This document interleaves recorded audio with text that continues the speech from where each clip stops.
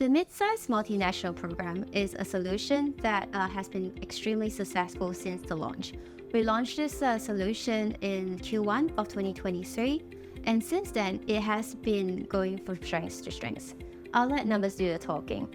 So since the start, we have already covered 430 million worth of trade with this product itself, and we have already conducted 1.8 billion worth of trade transactions just between China and Hong Kong alone.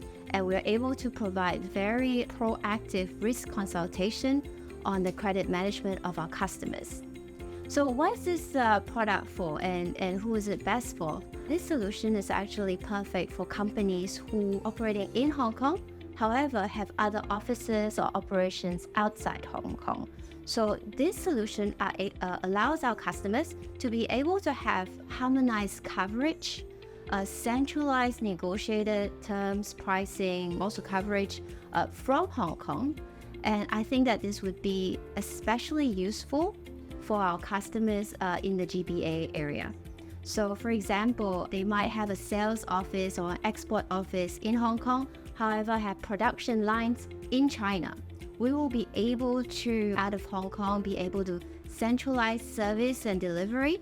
And also for all the coverage, we will be able to have a more competitive pricing and also a more competitive coverage so that there will be no gaps in cover, as opposed to having two different policies in Hong Kong and China. So with this product, we expect our clients to have a comprehensive policy coverage across the different markets that they operate in. Having a global network and local expertise has to be one of our strengths. We have been established for more than 127 years, and with that, we have a database that is one of the largest in the world. We're able to monitor constantly all the trade transactions and trade flows around the world so that we are able to provide a very proactive risk consultation for our customers. We'll be able to let them know whenever their buyers were to be downgraded, for example, or be in financial instability. So we see this as a partnership between us and our customers. Also, including looking at trade flows, we also have a team of analysts that monitor the macroeconomy, sector outlook, capital market, and also political risk. This allows us to forecast what's to come for our customers. There are times where our customers will also ask us, which market should they expand in? I think this is where we come in with our proactive consultation, because not only are we providing indemnity for late payments or non-payments, but we're able to partner with our customers to allow them to grow securely internationally and able to help them strategize how they can further expand their operations around the world. Having a credit policy is not only important in today's context, but more importantly, it is to safeguard what's to come tomorrow.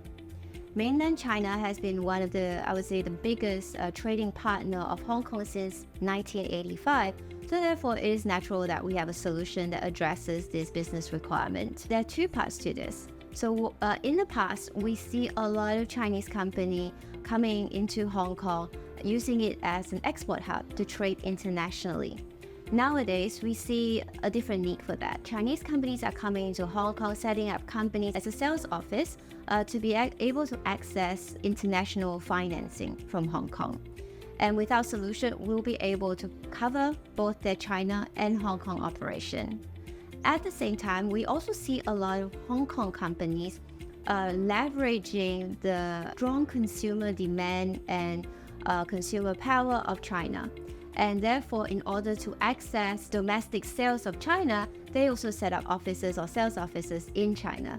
With our solution for the Hong Kong and Chinese companies, we will be able to cover both operations and also internationally, and at the same time allow them to trade securely, knowing that cash flow is securely covered by us, and also there will be for their accounts receivables that it will be fully indemnified, their policy. Well, 2023 has been a very tough year for trade.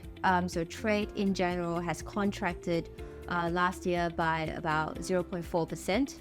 we do expect trade to modestly rebound at about plus 3% this year.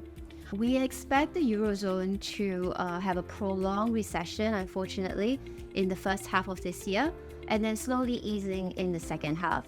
As for the US, there will be a soft landing.